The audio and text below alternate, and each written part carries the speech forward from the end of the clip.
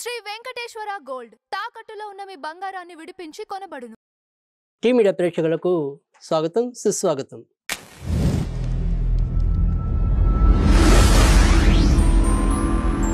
పక్షఫలాల కార్యక్రమంలో నవంబర్ 15 నుంచి 30వ తారీఖు వరకు ధనుష్ రాశి వారికి ఏ విధంగా ఉండబోతుంది, కార్యక్రమాలు శ్రీకారం చుట్టచ్చు, అలాంటి కార్యక్రమాలు వాయిదాలు వేసుకోవచ్చు.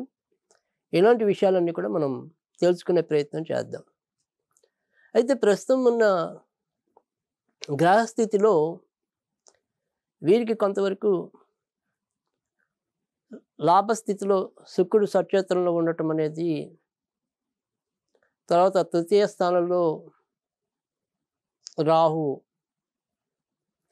ఈ రెండు మాత్రమే కొంతవరకు వీరికి యోగ్యదాయకమైన పరిస్థితిలో ఉండటం అనేది జరిగింది తప్ప, మరి అతి ముఖ్యమైన గ్రహాలన్నీ కూడా ఇటు బుధుడైతేనేమి, కుజుడైతేనేమి, రవి అయితేనేమి ప్రస్తుతం వీరికి వ్యయస్థానంలో సంచరించడం అనేది జరుగుతుంది.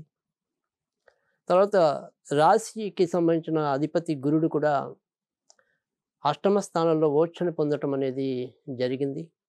ఇప్పటికే మరి అర్ధాష్టమ శనిగా శని చతుర్థ స్థానంలో సంచరిస్తాం అనేది కూడా జరుగుతుంది. ఇందువల్ల వీరికి ప్రస్తుతం అయితే కనుక గోచారంలో తగినంత ఆదాయం లేకపోవటం, ఎంత ఆదాయం వచ్చినప్పటికీ కూడా దాన్ని ఏదో విధంగా ఖర్చు చేయవలసిన పరిస్థితి ఎదురవటం అనేది అయితే ఉంది. కానీ లాభాధిపతి లాభస్థానంలో సంచరించడం వల్ల ఎలాగల్లా అవసరానికైతే కనుక ఆదాయాన్ని సమకూర్చుకోగలుగుతారు. రేపటికి ఒక 100 రూపాయలు అవసరము అంటే కనుక మొత్తానికి ఆ 100 రూపాయలు ఏదో విధంగా మీకు లభించడం అనేది ఒకటి మాత్రమే ఊరట. కానీ మనసు అంతా కూడా ఏదో తెలియని ఒక గందరగోళ పరిస్థితిలో ఉంటుంది. 100 చెయ్యాలనుకుని లేవటం, ఆ 100లో ఒకటి కూడా పూర్తి కాక మిమ్మల్ని మీరు తిట్టుకోవటం, ఇలాంటి పరిస్థితులు పెరగటం అనేది జరుగుతుంది. అవకాశాలు వస్తూ వస్తూ వస్తూ వస్తూ ఉన్నట్టుగా అనిపిస్తుంది, కానీ ఏది కూడా చేజిక్కే పరిస్థితి కొంత కనపడదు. అంటే అది ఎప్పటికీ ఆ యొక్క ప్రాజెక్టు వాళ్ళు ప్రారంభిస్తారు, ఆ ప్రాజెక్టుకి మనం ఎప్పుడు ఆహ్వానిస్తారు, ఇలా తెలియని పరిస్థితి ఏర్పడటం అనేది కూడా జరుగుతుంది. మానసికంగా మనం ఎంత దృఢచిత్తంతో ఉండాలనుకున్నప్పటికీ కూడా పరిస్థితులు ఏదో రకంగా కలవరపాటుకు గురి చేసేలాగా ఉండటం అనేది కూడా జరుగుతుంది. ఇక ఈ పక్షంలో ఒక్కోసారి మన యొక్క ఆత్మీయులు, ఆప్త బంధువులు, వీరి పరంగా కూడా ఏవైనా సరే ఒక్కోసారి మనకి ఆదుర్దా కలిగించే విషయాలు వినే పరిస్థితి కూడా ఏర్పడవచ్చు. భార్యాభర్తలు ఇద్దరూ కూడా ఇంతలోనే ఆనందం, ఇంతలోనే కలహం అన్న రీతిలో కొంత ఉండటం అనేది అయితే ఉంటుంది. కానీ బాగా చెడు వైపు వెళ్ళడానికి, అంటే అది ఏదైనా సరే విడాకులు అనేవి కానీ, లేదా అలిగి వేరే వేరే ప్రదేశాలకు చేరుకోవటం కానీ అంత పరిస్థితి ఉండదు. కానీ మొత్తానికి కలతలు అయితే కొద్దిగా ఎక్కువే ఇంట్లో ఉంటాయి.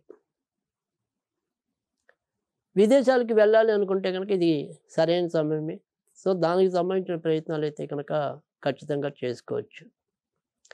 ఇక ఏ రంగ ఉద్యోగులైనప్పటికీ కూడా, అంటే ప్రభుత్వ రంగంలో ఉన్న వాళ్ళు అవ్వచ్చు, ప్రైవేట్ రంగంలో ఉన్న వాళ్ళు కాదు, ఏ రంగంలో ఉన్న వాళ్ళైనా సరే అనుకోని మార్పులు పొందడానికి, ఒక్కోసారి స్థాన మార్పులు కూడా ఏర్పడడానికి కూడా ఆస్కారం ఈ పక్షంలో ఎక్కువగా కనిపిస్తుంది. ఇక ప్రేమికులు ఎవరైతే ఉంటారో వాళ్ళు ఈ పక్షం మరింత జాగ్రత్తగా ఉండాలి. ఉన్నట్టుండి ఏదైనా సరే ఒక వాదమే పెద్దది చేసుకుని, ఛీ నీ ప్రేమ నాకక్కర్లేదు, ఛీ నీ ప్రేమ నాకక్కర్లేదు అని ఇద్దరు కూడా ఒకళ్ళొకళ్ళు ఏహ్యతని సృష్టించుకునే అవకాశం కూడా ఈ పక్షంలో ఉంటుంది. కనుక ప్రేమికులు మరింత జాగ్రత్తగా ఉండండి. ఇంకా సంతానాది విషయాల్లో కూడా సంతాన పరంగా ఏవైనా సరే చిన్న చిన్న చికాకులు ఏర్పడుతూ ఉండటం. తర్వాత మరి ఏదైనా కొత్తగా గర్భం కావాలని కోరుకునే తల్లులు ఉండొచ్చు. తర్వాత ఇప్పటికే మరి గర్భం దాల్చి ఇటీవలే దాల్చిన కన్యలు ఉండొచ్చు. ఎవరైనప్పటికీ కూడా వాళ్ళు అంటే ఈ గర్భం చుట్టూ తిరిగే పరిస్థితులు ఏవైతే ఉంటాయో అందులో కూడా కొంత ఇబ్బంది పడే సూచనలు అయితే గనక ప్రస్తుతం ఉన్న ఈ పక్షం రోజుల స్థితి అనేది కొద్దిగా ఇబ్బందిగా ఉంది. కనుక ఈ పక్షం రోజులు కూడా వీరు అలాంటి విషయాల్లో అంటే మనకి ఏదైతే వైద్యం అవసరమో, వైద్య సహాయం అవసరమో, లేదా వైద్యులు చెప్పిన సూత్రాలు ఏవైతే ఉంటాయో, సలహాలు ఏవైతే ఉంటాయో వాటిని కొద్దిగా ఆచరిస్తూ వెళ్ళటం అనేది అవశ్యం. ఇక ఏదైనా సరే దూర ప్రాంతాలకు వెళ్ళటమే కాకుండా ధార్మిక క్షేత్రాలని సందర్శించాలన్నా కూడా ఈ పక్షంలో సాధ్యం అవటం అనేది అయితే ఉంటుంది.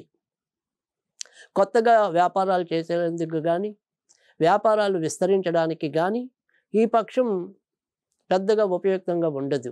ఇప్పటికే వ్యాపారాల్లో ఉన్న వారికి మాత్రం అంతంత లాభాలతో మాత్రం ముందుకెళ్ళే పరిస్థితి అయితే కనిపిస్తుంది. బాగా ఎక్కువ లాభం అని చెప్పలేం, అసలు పూర్తిగా రోడ్డు మీదకి వస్తారని చెప్పలేం. కానీ ఖచ్చితంగా ఎంతో కొంత పర్వాలా ఆ నిమిషానికైతే కనుక ఇబ్బంది లేకుండా ముందుకు తీసుకెళ్ళగలుగుతారు మీ వ్యాపారాల్ని. కొత్తగా పెళ్లి కావాల్సిన వారి పరిస్థితి ఏంటి అంటే కనుక అది కూడా అంత తేలికగా అనిపించటం లేదు.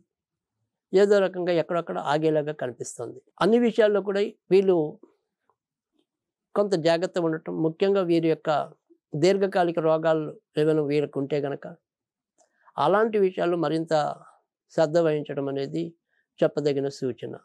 ఈ పక్షంలో వీరు ఆదివారం, గురువారం, శుక్రవారాల్లో ముఖ్యమైన పనులు పెట్టుకోవటం మంచిది. ఇక ఈ పక్షమంతా కూడా వీళ్ళు శివుడికి సంబంధించిన పూజలు చేసుకోవటం అనేది ఉత్తమం. ఈ పక్షంలో వీరికి 21వ తారీఖు, 18వ తారీఖు, 24వ తారీఖు, 27వ తారీఖు, 30వ తారీఖు ఉన్నంతలో కొంత అనుకూలమైన తేదీలుగా చెప్పాల్సి ఉంటుంది. ఇది ఈ పక్షం ధనుర్రాశి ఫలితాలు.